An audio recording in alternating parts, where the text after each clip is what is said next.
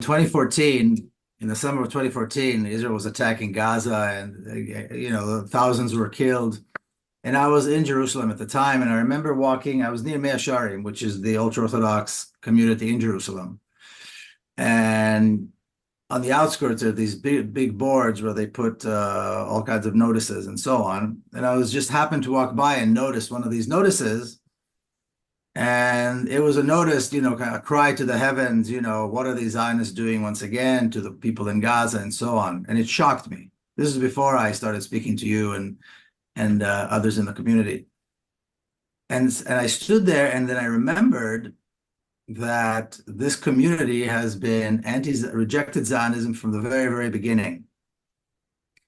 And then after I began speaking with you and so forth, I was in Jerusalem again. This is several years later, and I met with Rabbi Hirsch in Mea Shearim, who was the leader of the community there, of Neturah Karta, and he gave me a copy, or he told me about a copy of a book that was written in the year 1900, Orlei Sharim. Orlei Sharim, yes. Which is basically a compilation of articles written by rabbis of the time, and it's a warning to Jewish people about the dangers of Zionism. And this was before the State of Israel. This is 1900. Zionism was really just in its infancy. Right. And it was prophetic. I mean, they could tell then. And, just to summarize it, they said three things. Zionism will bring violence to the Holy Land. It will destroy the good relations between Jews and Arabs and Jews and Muslims. And it will cast doubt as to the loyalty of Jews in the countries where they live, because Jews are a religious minority everywhere.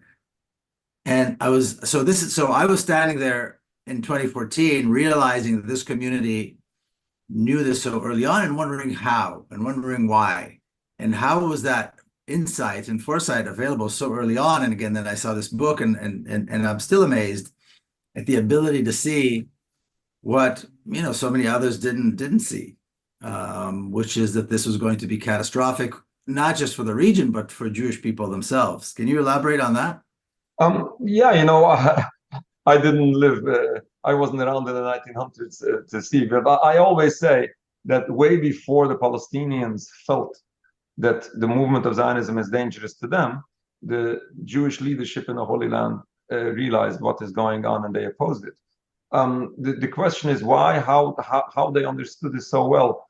Let me tell you, we have documents. There was, in the time of the Balfour Declaration, there was a motion in the British Parliament where I think it was the majority of MPs at the time rejected Balfour's idea, and they said, and this is documented, they said it is going to bring danger. This was simple. Can you elaborate on the Balfour Declaration, just for listeners who may not be familiar with what that is?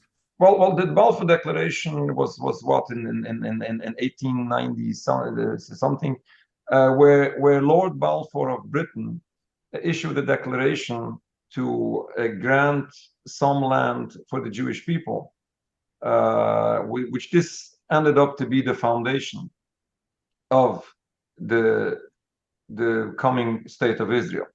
It was 1917, yeah. 1917.